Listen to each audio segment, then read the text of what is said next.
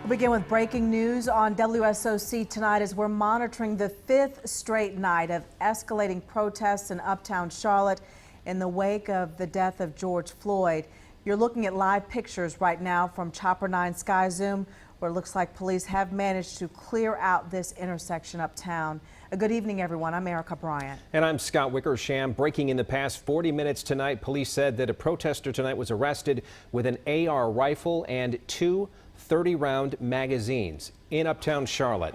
This video from earlier tonight, police already have deployed those flash bangs and shooting pepper balls and breaking up those crowds tonight. This video from our Joe Bruno a short while ago. They say some protesters were throwing fireworks at officers and that a bike officer is tonight being treated after a protester, they say, threw a chemical of some kind on that officer. And some other new video in tonight, this showing one of the protesters hit with some of that pepper spray. You see people pouring milk across his eyes. That's supposed to help clear the sting. Protesters carry that milk, a sign that they are prepared for this type of police tactic because, again, it is supposed to stop the burning. But this is also a very important image to show you. Time-lapse video from Chopper 9 a few hours ago this night, like every day for the last 5 days, starting off with a peaceful and large and powerful march through uptown Charlotte. But as we've seen, that image of unity during the day quickly turning volatile at night. And in anticipation of some things that might happen tonight, look at this. Several businesses uptown went ahead and boarded up their windows and doors. Since last Friday, dozens of businesses have been vandalized, windows broken out. Several major retailers like Target and Walmart have been closing their stores early in anticipation of issues overnight. Now, up until the past few hours, CPD says they had arrested 97 people in the past 5 days of protesting, and 70 of them are from the Charlotte area. We have a team of reporters covering tonight's demonstrations uptown, and we want to begin with our Ken Lemon. Ken? Yeah, so right now we're on Tryon, and I want to take you right over to one individual. Now looks like that person is being arrested right here. We saw police actually work down this street, clearing the area. One person there they had on the ground who is now up just a little bit further down the street. Right on this corner here, you can see motorcycle cops. Now, we can see motorcycle cops out here. At one point, this whole area was covered with tactical police that claimed this area and then actually took off and walked down the street, heading out here. Again, these officers now trying to finish in this area, affecting one other arrest here. We did see just a few minutes ago 4 individuals up on 4th actually stand in front of a line of police officers, fists in the air, officers in tactical uniform with batons. They stayed there for several minutes until officers then made a quick move and arrested one of those individuals. We saw him being taken away in one of the police vehicles here. Again, police slowly moving down Tryon and up the street here right next to the Wells Fargo, trying to move people off. We saw a large crowd that was here dispersing. Right now, just a few small groups of individuals on the streets. Back to you. Something quickly, if you can hear me. I know that you've seen that scene, but you've seen contrasting scenes of officers kneeling with protesters. You've seen conversations, you've seen prayer. You have seen also the other side, very positive. Yeah, and when we were over the epicenter earlier tonight, we were just waiting for our live shot, and we saw something that we didn't expect to see. A couple of young men, hoodies, mask on, walk up to the officers, standing their guard, give each one of them fist bumps as they walk by. I stopped and I talked to them. I said, you know, this is unusual, and you don't see young men like you doing this right now. A lot of them expressing a lot of raw emotions and frustrations. They said, we want to change the world. I don't know if you heard that, Erica, but that's another flashbang going on down the street. In order for those individuals to change the world, it is going to take a lot considering what we're seeing here tonight. Back to you. Now we want to turn to our Glenn Counts, who has also been out there for hours, seeing the thousands show up in a peaceful protest, and then now what we're seeing tonight. So 2 very different scenes uptown. Glenn.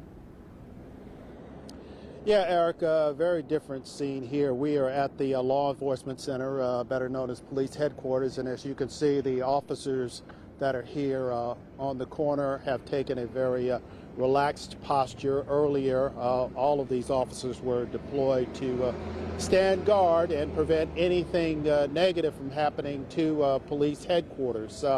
Earlier this afternoon, this road here, Trade Street, was it's the largest civil rights demonstration that I've seen in my 30 years here in Charlotte. I mean, there were thousands of people that absolutely filled the streets.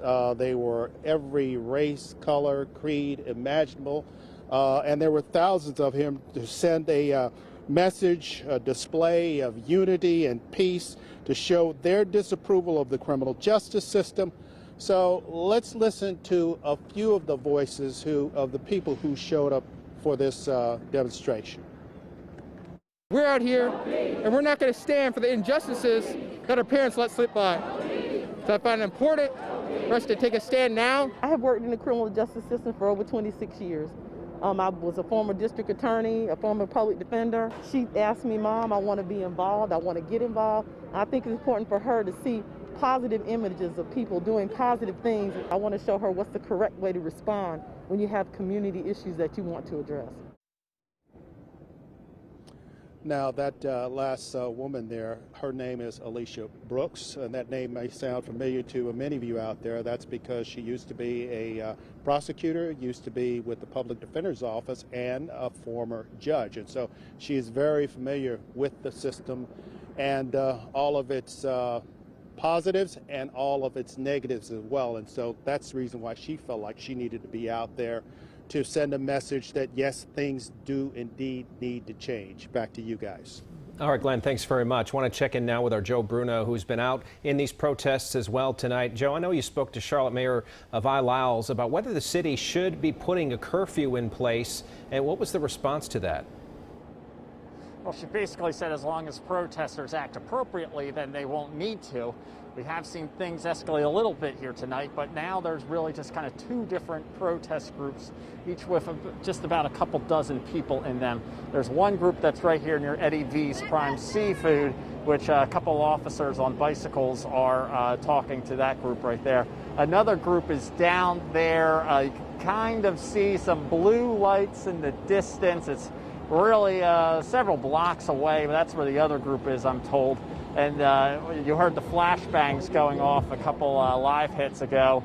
Those were coming from that direction down there. That crowd is a little having a little more intense. Now, this video you're seeing right here, those were shot earlier today when protesters were out near Independence Boulevard. Several of them were engaging with officers, and officers eventually started using flashbangs. A lot of them were deployed to the crowd. The crowd started running. One of them actually landed near us, but everybody did scatter away from there and down toward the epicenter as well as the government center. Now, I did talk to the mayor earlier today. I wanted to know, why haven't we issued a curfew yet? Other cities have, from Salisbury to Raleigh. Here's what she said. We have many choices about how we have this emergency order implemented, and I do not see that we should be taking any of those options. As long as these folks are out here doing what they're doing, we're going to help and support them to do it in an orderly way.